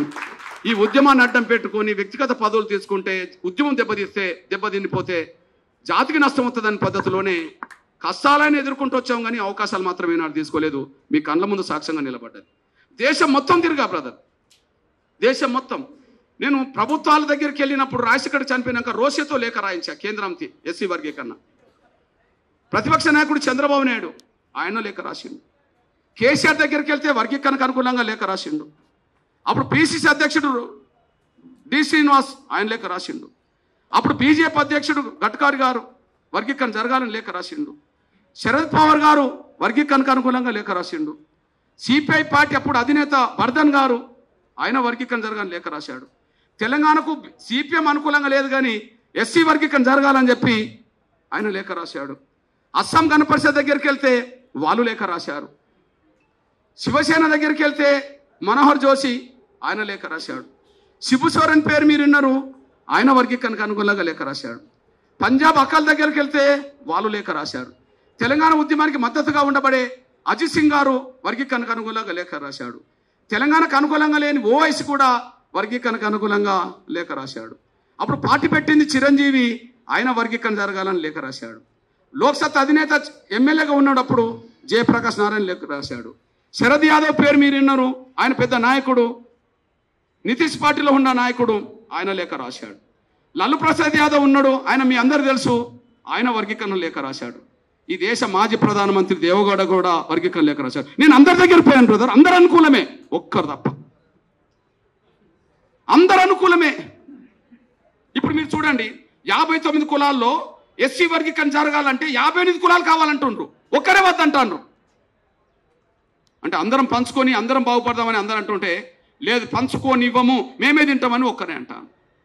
ఇది వాళ్ళ పరిస్థితి. ఇప్పుడు సమాజం చూడండి, వాళ్ళ వేదికల మీద మాలలు తప్ప ఇంకో కులం కనిపించదు, ఇంకో పార్టీ కనిపించదు, వాళ్ళే కనిపిస్తారు. కానీ ఎంఆర్పిఎస్ మీటింగ్కు సమస్త సమాజం అందరూ వస్తుంటారు. న్యాయం ఉంది కాబట్టి ఎంఆర్పిఎస్ పక్షాన ఉంది. నేను ఇవన్నీ చేసే పక్కకు పెట్టండి, సమాజం కోసం చేసే పక్కకు పెట్టేసేయండి. కానీ ఎంఆర్పిఎస్ చేస్తున్న ఉద్యమంలో న్యాయం ఉన్నది కాబట్టి సమాజం అండగా నిలబడుతుంది. సమాజం మొత్తం ఉన్నా మేము అడ్డుకుంటాం అంటాను. మీరు చూడండి, ఒకానొక దశలో రాష్ట్రపతి ఆమోదించిండు. నేను కేఆర్ నారాయణ దగ్గరికి వెళ్తే ఎస్సీ వర్గీకరణ కరెక్టే అని చెప్పి రాష్ట్రపతి ఆమోదించిండు. అప్పుడే వర్గీకరణ జరిగింది. 4 ఏళ్ళు మాదిగ బిడ్డలకు మేలు జరిగింది. రాష్ట్రపతులు అంగీకరించిన ఈయన దళితుడే కేఆర్ నారాయణ, వాళ్ళు ఆయన అంగీకరించినా మేము ఒప్పుకోమని వాళ్ళు అంటాను. న్యాయ వ్యవస్థకు సుప్రీంకోర్టే అత్యున్నతి. ఆ సుప్రీంకోర్టు బాసే చీఫ్ జస్టిస్ లాంటి గౌరవ చంద్రచూడ్ గారి ఆధ్వర్యంలో ఎస్సీ వర్గీకరణ జరగాల్సిందే అని చెప్పి తీర్పు వచ్చిన తర్వాత కూడా ఎస్సీ వర్గీకరణ అమలు జరగద్దని చెప్పి వాళ్ళు మీటింగులు పెడతాను. ఏం చెప్పాలిగా? 59 కులాల్లో 58 కులాలు న్యాయం జరగాలంటున్నాయి, మేము ఒప్పుకోమంటాను. సమస్త అన్ని వర్గాలు కుల మతాలకు అతీతంగా వర్గీకరణ సపోర్ట్ చేస్తాండ్రు, మేము ఒప్పుకోమంటాను. కమిషన్లన్నీ వర్గీకరణ కోరుతున్నాయి, మేము ఒప్పుకోమంటాను. పార్టీలన్నీ వర్గీకరణ సపోర్ట్ చేస్తున్నాయి, మేము ఒప్పుకోమంటాను. రాష్ట్రపతి వర్గీకరణ సపోర్ట్ చేశాడు, మేము ఒప్పుకోమంటాను. ప్రధానమంత్రులు వర్గీకరణకు అనుకూలంగా ఉంటారు, మేము ఒప్పుకోమంటాను. సుప్రీంకోర్టు వర్గీకరణకు అనుకూలంగా ఉన్నది, మేము అమలు జరగద్దు అంటాను. ఇట్లాంటి సమయంలో 30 ఏళ్ళ బ్రదర్,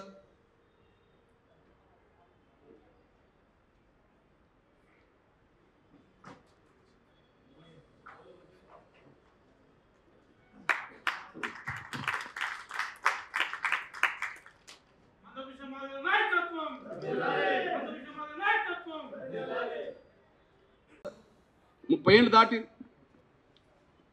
జూలై 7, 94 ఎంఆర్పీ చిన్నగా పుట్టింది. 2024 దాటింది. 30 ఏళ్ళ పాటు కూడా అడ్డం పడతాను. 94లో ఉద్యమం మొదలుపెట్టి 97లో సాధిస్తే అడ్డుకున్నారు. మళ్ళీ 99 రాష్ట్రపతి ఆమోదంతో సాధిస్తే 2004లో మళ్ళీ అడ్డం పడ్డారు. మళ్ళీ 20 ఏళ్ళ ఉద్యమాన్ని కాపాడుకొని మళ్ళీ సాధిస్తే దాన్ని అమలు కాకుండా అడ్డపడతాను. వాళ్ళు చాలా శక్తివంతులు బ్రదర్. వాళ్ళ శక్తి ఇప్పుడు వచ్చిన వాళ్ళు ఎవరో మీరు చూస్తుండ్రు. ఇప్పుడు ఎవరైతే రోడ్డు మీదకి వచ్చి మేము వర్గీకరణ జరగనియము, సుప్రీంకోర్టు తీర్పును కూడా మేము అంగీకరించమని ఎవరైతే అంటుండ్రో వాళ్ళ నాన్న వర్గీకరణకు అడ్డు తగిలే వాళ్ళందరినీ ప్రోత్సహించాడు వెంకటస్వామి గారు. పరోక్షంగా ఉండి వెనుకుండి నడిపించిండు వర్గీకరణ వ్యతిరేకత. కానీ ఇప్పుడు వాళ్ళ కుటుంబమే రోడ్డు మీదకి వచ్చింది. ఎస్ మేము ఆపుతాము అని రోడ్డు మీదకి వచ్చాను. ఇప్పుడు వాళ్ళ శక్తితో పోల్చుకుంటే మా శక్తి ఏంది బ్రదర్? 3 రకాలుగా ఆలోచించండి. వాళ్ళ శక్తితో పోల్చుకుంటే మాది గల శక్తి ఏంటిది? మీ అండదండాలు ఉంటేనే గెలుస్తాం తప్ప వాళ్ళ శక్తితో పోల్చుకుంటే మా శక్తి ఏంది బ్రదర్? ఎగ్జాంపుల్ మీ విషయం చెప్తున్నాను నేను. వాళ్ళకు 3 రకాల శక్తి ఉన్నది. ఆ 3 రకాలుగా మేము మైనస్ బ్రదర్. వాళ్ళకు రాజకీయ శక్తి ఉన్నది, వాళ్ళకు రాజకీయ శక్తి ఉన్నది. ఏ స్థాయి శక్తి ఉన్నది? కాంగ్రెస్లో ఇతర పార్టీల కంటే మాలల ఆధిపత్యం ఎక్కువ ఉన్నది బ్రదర్. కాంగ్రెస్లో ఇతర పార్టీలతో పోల్చుకుంటే టీడీపీలో మాలలు లేరా? చంద్రబాబు నాయుడు చేశాడు. బీజేపీలో మాలలు లేరా? నరేంద్ర మోడీ గారు ముందుకొచ్చి చేయుతనిచ్చాడు. కాంగ్రెస్లో వర్గీకరణకు అనుకూలంగానే, కానీ వర్గీకరణ జరగనీయకుండా చేసే శక్తులు అందులోనే ఎక్కువ ఉన్నాయి. సంజీవ కాలం నుంచి ఇప్పటి వరకు వాళ్ళకు పలుకుబడినది బ్రదర్.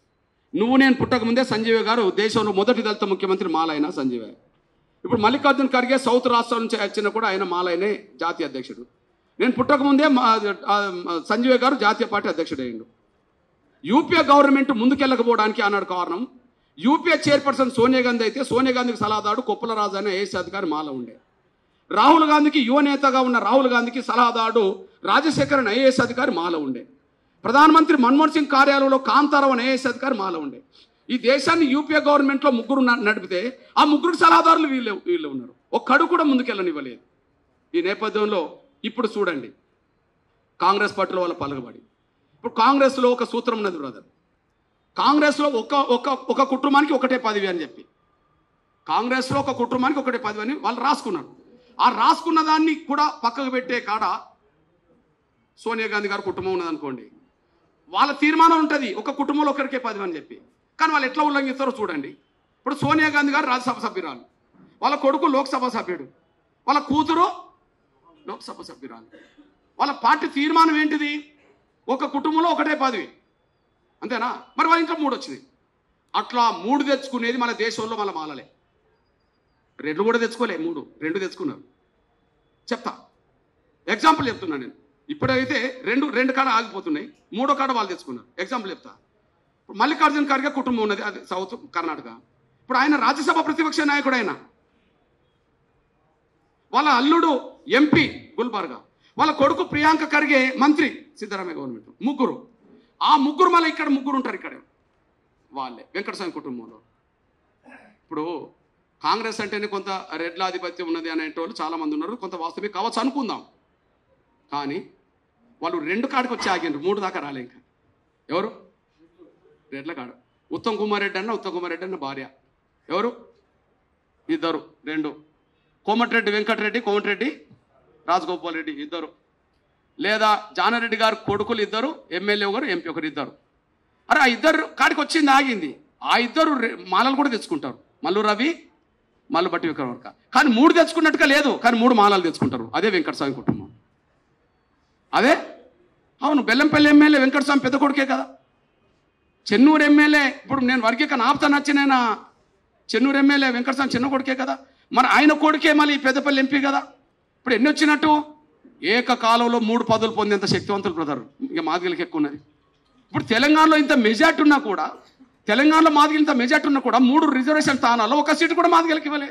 అంటే ఆ స్థాయిలో వాళ్ళ పలుకుబడి ఉన్నాయి. ఇక రాజకీయంగా చూస్తే, ఆర్థికంగా చూస్తే బ్రదర్, వాళ్ళకు తెలంగాణలోనే కాదు, దేశంలో ప్రపంచంలో కూడా చాలా వ్యాపార సంస్థలు వాళ్ళకు ఉన్నాయి. భారతదేశంలో దళిత వర్గాల నుంచి కొన్ని లక్షల కోట్ల సంపాదన పరులు ఎవరన్నా ఉంటే ఆ కుటుంబమే. ఆ స్థాయి ఆర్థికంగా ఎదిగిన కుటుంబం ఇవాళ రోడ్డు మీదకి వచ్చి అడ్డం పడుతున్నది. నేను చూసినాను, మీడియా మొత్తం ఎలక్ట్రానిక్ ప్రింట్ మీడియా దేశంలో అగ్రకులాల చేతిలో ఉన్నది. కానీ దేశంలో ఒకే ఒక దళితుడి చేతిలో ప్రింట్ మీడియా, ఎలక్ట్రానిక్ మీడియా ఉన్నది. అది V6 వెలుగు ఆ కుటుంబం దగ్గరనే ఉన్నది. అంటే మీడియా నడిపేంత శక్తివంతులు, లక్షల కోట్ల రూపాయల వ్యాపారాలు చేసేంత ఆర్థికంగా ఎదిగిన వాళ్ళు, ఏకకాలంలో 3 చట్ట పదవులు పొందేంత రాజకీయ శక్తివంతులు వాళ్ళ నడి రోడ్డు మీదకి వచ్చి అడ్డం పడుతుంటే శక్తి నీళ్ళు ఏం చేయాలి బ్రదర్? కింద మీద పడి ఉద్యోగం నిలబెట్టుకుంటూ వచ్చాను. ఈ అంతిమ యుద్ధం జరుగుతున్న సమయంలో మీ చేయూత కోరుతున్నాను, మీ సహకారం కోరుతున్నాను. సహకరించి పక్కవాడు బాధల్లో ఉన్నప్పుడు చూస్తూ ఉండడం కంటే, ఆ బాధలు ఉన్న వాళ్ళు కొద్దిగా అండగా ఉండడం అంటే కొద్దిగా వాళ్ళు బతికి బయటపడడానికి అవకాశం ఉంటుంది. ఆ విషయంలో నా తమ్ముడు చొరవ తీసుకున్నాడు. నేను మళ్ళీ చెప్తున్నా, అంబేద్కర్ది నాకు ఎప్పుడు గుర్తు. ఎవరన్నా చిన్న సహాయం చేస్తే వాళ్ళ పట్ల ఎప్పుడు కృతజ్ఞత కలిగి ఉండాలనే మాట అంబేద్కర్ చెప్పిండు. దాన్ని నా జీవితం మొత్తం మీద ఇప్పటికి ఆచరించుకుంటూ వచ్చాను, భవిష్యత్తులో కూడా నేను ఆచరిస్తా. ఎప్పుడైనా నా మాట కాడ ఏదన్నా ఉపయోగపడుతుంది అనుకుంటే, నా శక్తి ఎక్కడ ఉపయోగపడుతుంటే అన్ని కులాల పేదలకు నేను అండగా నిలబడతా, రెడ్ల పేదలకు కూడా నేను అండగా నిలబడతాను కూడా మర్చిపోతాను వ్యక్తం చేస్తూ, రేపు జరగబోయే కార్యక్రమంలో చేదోడు వాదోడుగా మీ సంపూర్ణ సహాయతను అందించండి. ఏదన్నా సందర్భం వస్తే ఆ ఉద్యమంలో భాగస్వాములై మేము సైతం వర్గీకరణ కోరుకుంటున్న మాట నా రెడ్డి జాగ్రత్త ఇవ్వాలని చెప్పి నేను సవినంగా కోరుకుంటూ ముగిస్తున్నాను. ధన్యవాదాలు. ఏర్పాటు చేసినటువంటి నా రెడ్డి బిడ్డలకి, అన్న తమ్ముళ్ళకి, మరొకసారి రాష్ట్ర నాయకులకి, ఇప్పుడు వైశ్య సామాజిక వర్గం నుంచి కూడా వచ్చినటువంటి అన్న, ఇంకెవరు వచ్చారు, వైశ్య క్రాంతి గారు, ప్లస్ జిల్లాల నుంచి వచ్చినటువంటి రెడ్డి సంఘ జిల్లా అధ్యక్షులకు, జిల్లా కార్యవర్గానికి, అయినప్పటికీ మీ అందరి పక్షాన మీ రెడ్డి బిడ్డగా ఎంఆర్పిఎస్ ఉద్యమానికి, ఏబిసిడి వర్గీకరణకు మొట్టమొదటిగా గలమెత్తి గర్జించిన గొంతు మన రెడ్డి గొంతు అని కూడా ఈ సందర్భంగా గుర్తు చేస్తా ఉన్నా. ఆ విషయం కృష్ణన్నకు బాగా తెలుసు. ఎందుకంటే కృష్ణన్న న్యాయమైన, ధర్మమైన పోరాటం చేస్తున్నాడు కాబట్టి, అన్నిటికన్నా ఎక్కువ కృష్ణన్న పసిపాప మనసున్నోడు, మంచి ఎక్కడున్నా గ్రహించి ఆ మంచిని పేద ప్రజలకు పంచాలనే మనస్తత్వంతో నిన్నను, నేడును, రేపుతో భద్రపరిచే విశిష్ట లక్షణం గల వ్యక్తుల్లో వేలల్లో ఒక్కడిగా, ఒకే ఒక్కడిగా ముందుకు సాగే వ్యక్తి. ఆ బిడ్డకు మనం అండగా నిలబడాలనే ఉద్దేశంతోనే మీ అందరి, అంటే మీ వితౌట్ పర్మిషన్ నేను మద్దతుచ్చాను. కానీ నన్ను మిమ్మల్ని అనుకుంటున్నారేమో అనుకున్న మా వాళ్ళు కానీ అందరూ కూడా యూట్యూబ్లలో కూడా, కామెంట్లలో కూడా న్యాయం కలగాలి, కృష్ణానికి అండగా నిలబడాలని మా రెడ్డి బిడ్డలందరూ కూడా కామెంట్ల రూపకంగా కూడా మీకు సపోర్ట్ చేయమని కూడా చెప్పారు. అది నిజంగా కూడా సంతోషంగా ఉన్నది. మరీ ముఖ్యంగా పుట్ట శ్రీనివాస్ రెడ్డి గారు సోదరుడు, మరి నల్గొండ బిడ్డ, మా ఊరు బిడ్డ, ఆ అన్న ఇల్లు నా ఇల్లు ఆనుకొని ఉంటుంది. మా గుండ్రపల్లి గడ్డ కూడా మీకు ఎందుకంటే మా బిడ్డలు చూస్తారు కాబట్టి చెప్తా ఉన్న కృష్ణన్న, మేము ఏబిసిడి వర్గీకరణకు, కృష్ణన్నకు, ధర్మమైన, న్యాయమైన పోరాటానికి మేము చాలా అండగా గట్టిగా నిలబడ్డందుకు నాకు మా ఊరు తరఫున కూడా మరొకసారి ఉద్యమాభివందనాలు మీకు తెలియజేస్తా ఉన్నాను. మీరు ఎప్పుడు కూడా బాధపడొద్దన్నా. మీరు అనసబడ్డోళ్ళ కంటికి రెప్ప, అన్నమంద కృష్ణన్న అనసబడ్డోళ్ళ కంటికి రెప్ప, తలలు వలిగిన తమ్ముల కన్నా చెరిసిన సెల్లకు దొరికిన పల్లో. ఇట్లా మీ పోరాటం ఉండాలి, మీరు ముందుకు సాగాలి అని కూడా ఈ సందర్భంగా గుర్తు చేస్తాను.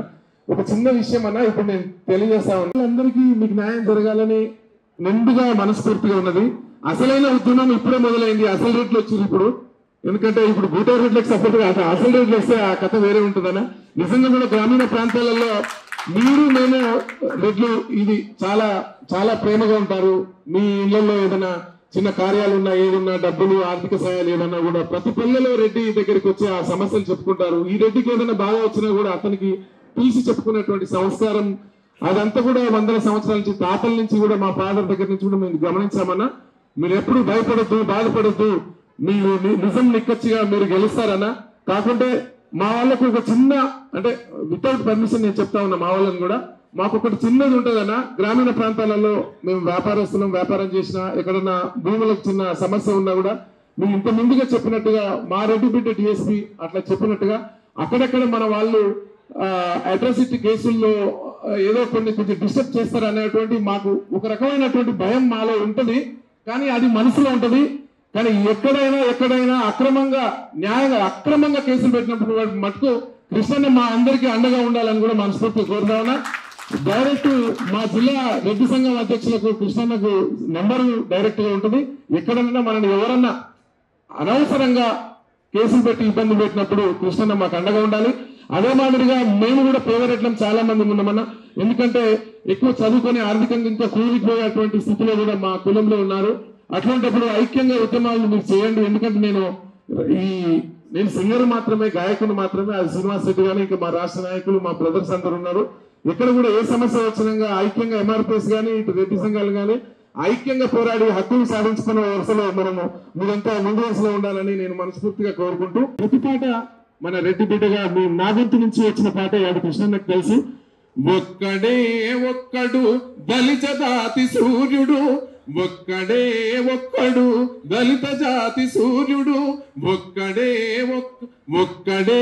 ఒక్కడు దళిత జాతి సూర్యుడు, ఒక్కడే ఒక్కడు అన్నమంద కృష్ణుడు, ఒక్కడే ఒక్కడు అందరి ఆత్మీయుడు, ఒక్కడే ఒక్కడు ఎదురు నడిచే వీరుడు, చెదిరిపోయిన జాతులను కూడగట్టుతుంటాడు, చెదిరిపోయిన జాతులను కూడగట్టుతుంటాడు, చెదరగొట్ట శక్తుల చెదరంగమాడవీరుడు అన్నమంద కృష్ణుడు, ఒక్కడే ఒక్కడు దళిత జాతి సూర్యుడు, ఒక్కడే ఒక్కడు అన్నమంద కృష్ణుడు. ఎంఆర్పిఎస్ ఉద్యమానికి ఏబిసిడి వర్గీకరణకు అన్న మా రెడ్డి బిడ్డల అండ ఉన్నంత కాలం కొండంత అండ. మీరు ఎప్పటికీ మా రాష్ట్ర నాయకులు మీరంతా కలిసి ఒక ఐక్య ఉద్యమాలు చేయండి. సమస్యలు పరిష్కరించడంలో మీరందరూ ముందు వరుసలో ఉండండి. అవతల వాడు ఎంత వాడైనా ఎదురుది నిలబడేటువంటి దమ్ము, ధైర్యము రెడ్లకు అదే మాదిరిగా మాదిగ జాతికి ఉంటుంది. అది పౌరశాలతోనే మీరు ముందుకు పోయి హక్కులు సాధించుకున్న దిశగా మీరు ముందుకు సాగాలని కూడా ఈ సందర్భంగా మరొకసారి నేను గుర్తు చేస్తూ సెలవు తీసుకుంటాం. నాకు కిషన్ రెడ్డి అన్న ఎమ్మెల్యే కాకముందు నుంచి పరిచయం. మా మధ్యలో సంబంధం ఇప్పటికీ కొనసాగుతుంది. అది అందరూ తెలిసిన విషయం. గౌరవ దేశ ప్రధానమంత్రిని రప్పించడంలో అన్నయ్య పాత్ర పోషించాడు. మా మధ్య ఆయన ఎమ్మెల్యే కాకముందు నుంచి ఉండబడే సంబంధం ఇట్లా కేంద్ర మంత్రిగా అయినా అట్లనే మా సంబంధాలు రోజువారీగా కొనసాగుతుంది. సేమ్ టైం మీరు నల్గొండ కాబట్టి ఉత్తమ్ కుమార్ రెడ్డి అని అడగండి నేను ఎలా ఉంటున్నాను, లేదా కోమటిరెడ్డి వెంకటరెడ్డి అని అడగండి నేను ఎలా ఉంటాను. ఫోన్ ఇప్పుడున్న ముఖ్యమంత్రి నన్ను అడగండి ఎప్పుడన్నప్పుడు. ఓకే, ఒకరోజు ఆర్టీసీ ఉద్యమం జరుగుతున్న సమయంలో ఫస్ట్ ఆత్మహత్య చేసుకునేది ఖమ్మం శ్రీనివాస్ రెడ్డి అన్న. ఆయన ఆసుపత్రిలో ఇంకా చావు బతుకుల మధ్యలో ఉంటే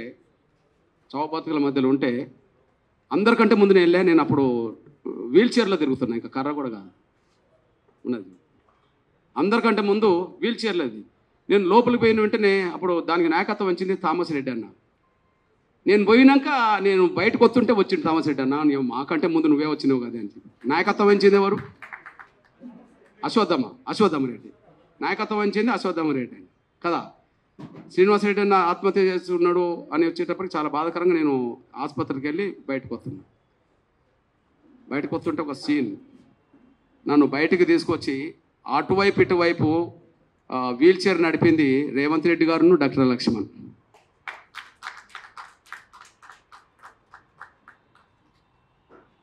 నేను హాస్పిటల్ నుండి బయటకు వస్తుంటే నా వీల్ చైర్ని ముందుకు తీసుకెళ్ళింది doctor Lakshman and Revanth Reddy. Okay, బాధ్యత అందరికంటే ముందు వెళ్ళాను. ఆయన అంత్యక్రియలకు ఎవరు పోలే. ఆయన అంత్యక్రియలను పోలీసులు డిపో ముందు నుంచి పోనీయలే. ఆయన ప్రతిరోజు డిపోకి వెళ్ళేవాడు కదా. బిడ్డలు కోరుకున్నారు, మా తండ్రి ఆత్మశాంతించాలంటే డిపో కాడికి పోవాలని చెప్పి, డిపో ముందు పోవాలని చెప్పి. అప్పుడు డిపో ముందు పోనీయకుండా ఆపేశారు, అంటే ఏదన్నా చేస్తారని చెప్పి. నేను పోయేదాకా అట్లనే ఉన్నది.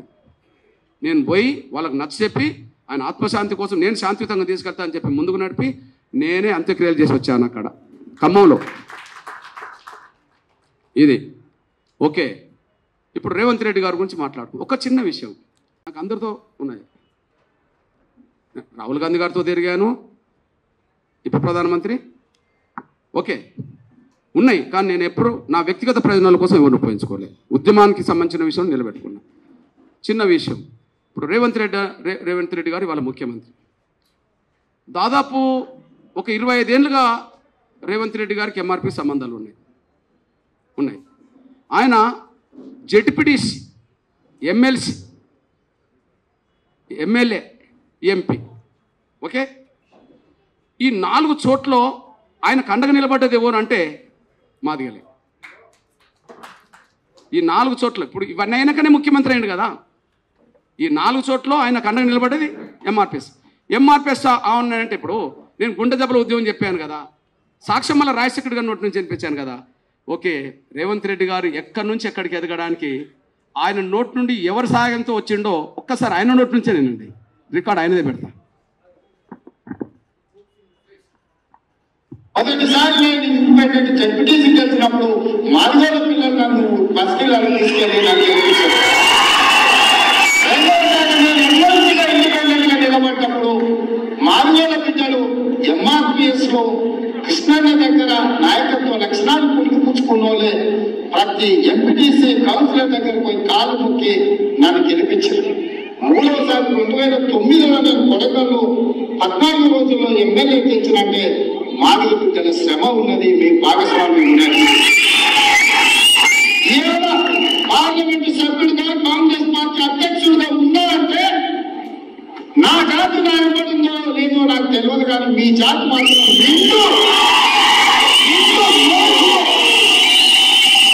నిండు మనసుతో నాకు అండగా నిలబడ్డారు. ఇవాళ రేవంత్ రెడ్డిగా పిసిసి అధ్యక్షుడిగా పార్లమెంట్ సభ్యుడిగా ఈ చట్టసభలకు వచ్చిన అంటే నిండు మనసులో మాదిగ బిడ్డల ఆశీర్వాదం ఉంది కాబట్టి నేను ఇవాళ ఇక్కడ నించోని ఒక పార్టీ అధ్యక్షుడిగా మీతో మాట్లాడుతూ నాకు గౌరవం దక్కిందంటే మీ జాతి వల్ల నాకు గౌరవం దక్కింది. ఇప్పుడు చెప్పండి, ఆయన జెడ్పీటీసీగా తన రాజకీయ ప్రస్థానం స్వతంత్రంగా మొదలైనప్పుడు ఎంఆర్పిఎస్ అండగా ఉందని చెప్పాడు. ఎమ్మెల్సీగా అయ్యేటప్పుడు 2 విషయాలు నేను గుర్తుండు. ఎమ్మెల్సీగా నిలబడ్డప్పుడు ఆయన ఒక మాట అన్నాడు. ఏమన్నాడు?